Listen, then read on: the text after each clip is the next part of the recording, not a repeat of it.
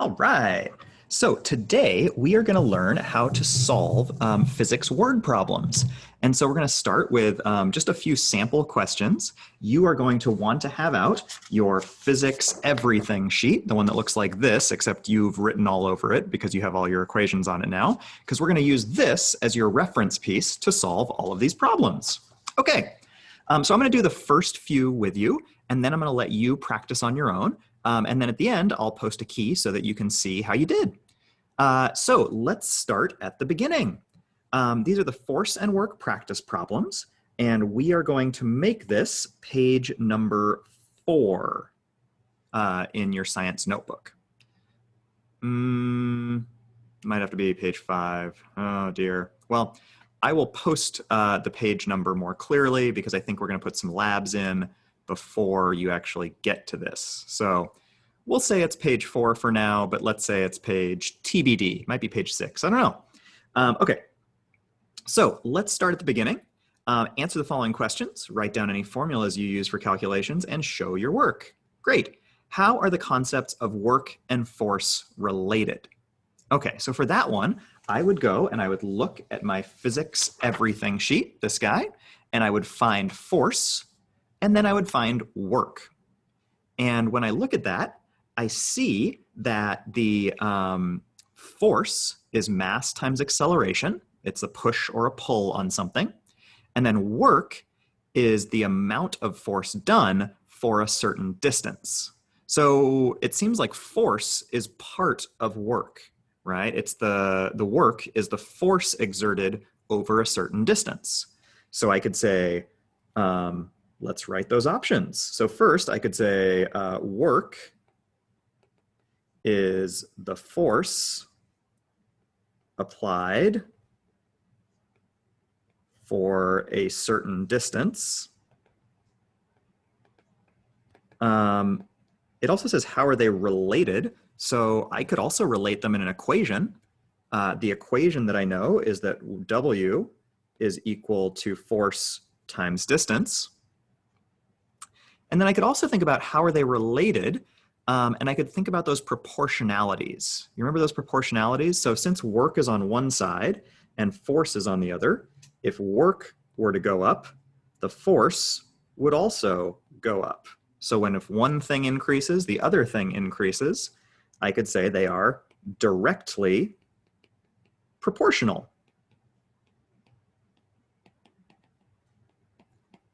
Or another way of doing that would be that work is directly proportional to force, little squiggly line.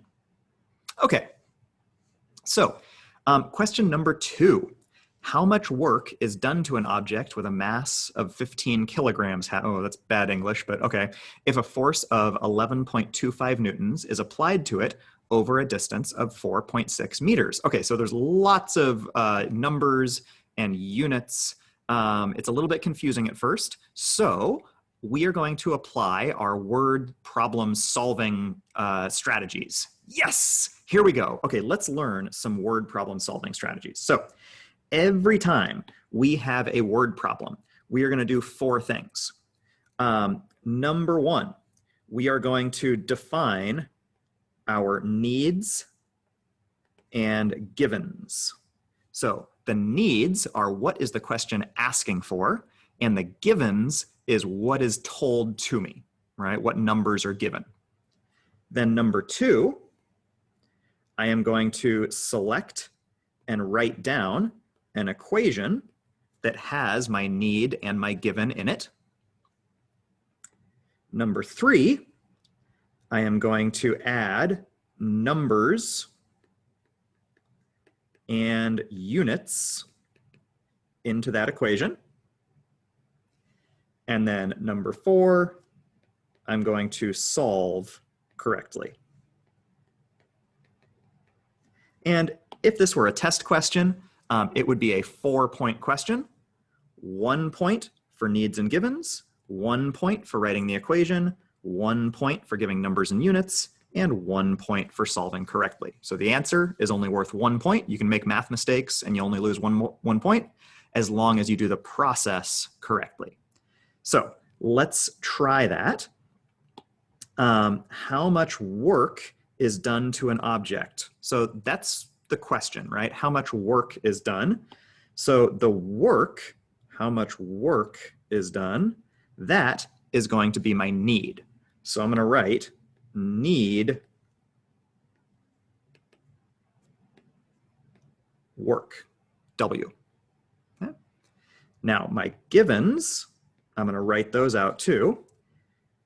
An object with a mass of 15 kilograms. Okay, so I know that there is a mass equal to 15 kilograms. If a force of 11.25 newtons, okay, a force of 11.25 newtons is applied to it over a distance of 4.6 meters. Distance of 4.6 meters. Okay, so I need work. I'm given mass, force, and distance. So again, I'm going to go back into my physics everything sheet, and I'm going to look for any equations that have all of these things in them, or some of these things. So I'm looking for work, mass, force, distance. And I notice that if I check on my physics everything sheet, under work, I have an equation for work, and the equation for work is W equals FD.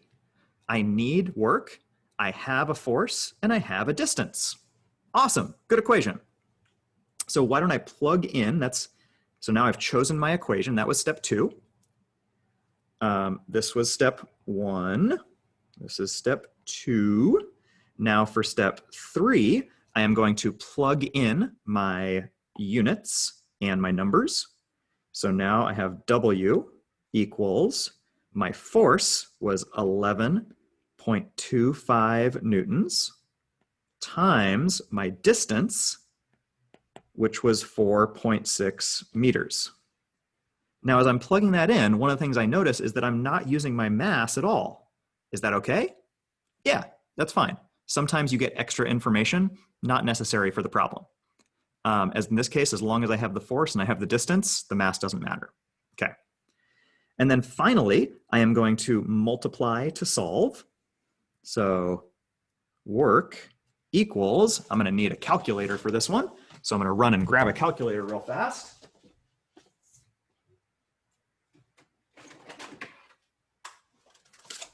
All right, I am back with my calculator. 11.25 times 4.6 equals 51.75, okay? 51.75, and then the units are newtons times meters. All right, now I have two things. The first thing is newtons times meters is a little bit funky, so if I check under work for units, I see that newtons times meters actually equals joules. And then the other thing is I'm going to pay attention to the number of digits here. 51.75 is a pretty weird big number.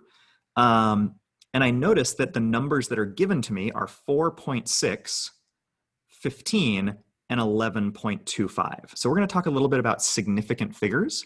Significant figures are how many digits you should take your answer to. You should always take your answer to the same number of digits as the smallest number, like the fewest digits, that's given to you. In this case, 15 has 2 significant digits in it, 1 and 5. 11.25 has 4 digits, and 4.6 has 2 digits. I can ignore the 15 because we didn't use that one. So I've got 4 digits or 2 digits. 2 is less. So I'm going to take my answer to 2 digits. Okay? And that's the other way of thinking about this is just like thinking logically. If you were driving on the freeway and somebody asked you, how fast are you going? Would you say, I was going 51.75 miles per hour? You would not. I mean, unless you're a very precise person, which is unusual.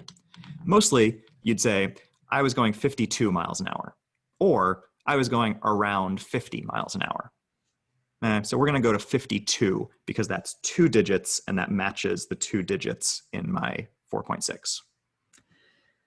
So that was 52 newtons times meters is joules, and that's equal to my work. I'm going to box that answer because that is my final answer, 52 joules.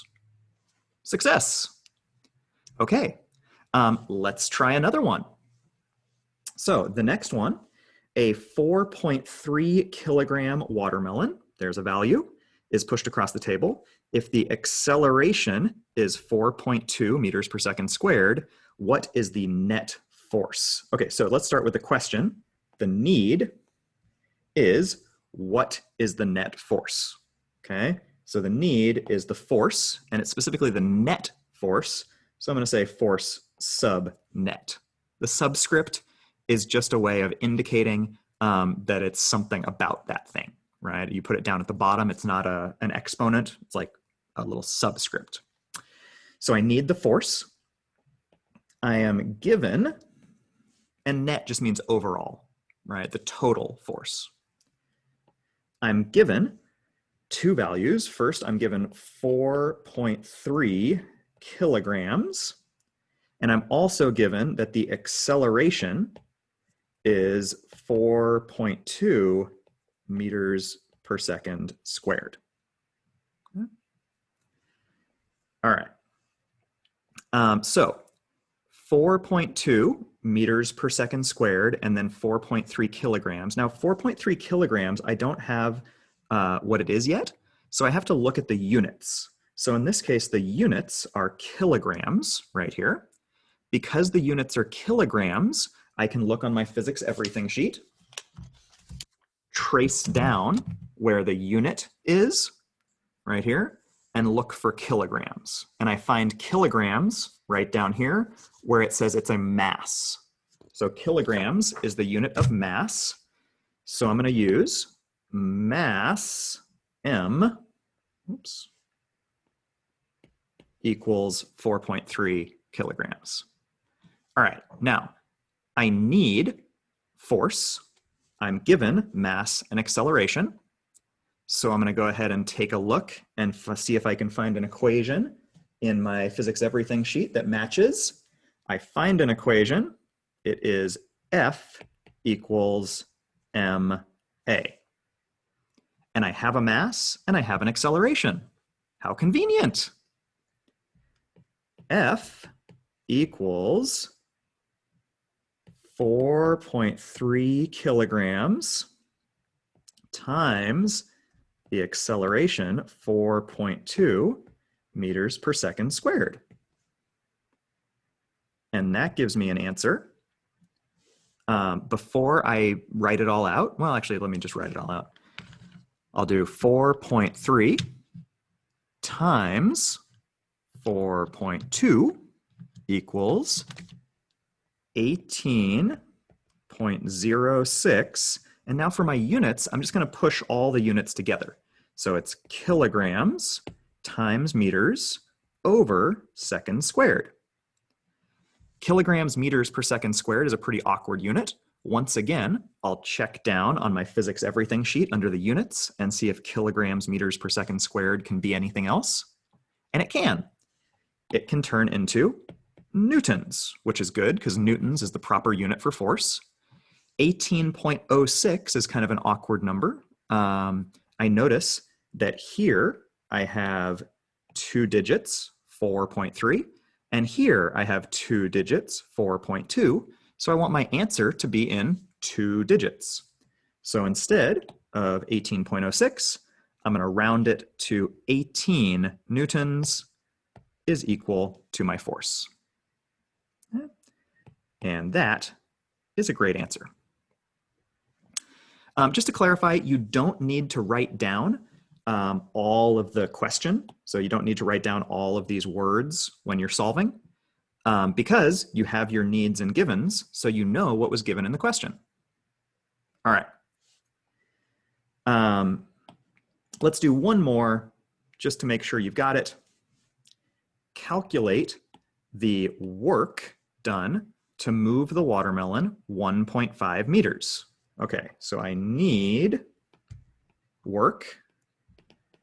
I'm given 1.5 meters. I check on my physics everything sheet, and I see that that is a distance of 1.5 meters. And then I also know it's the same watermelon.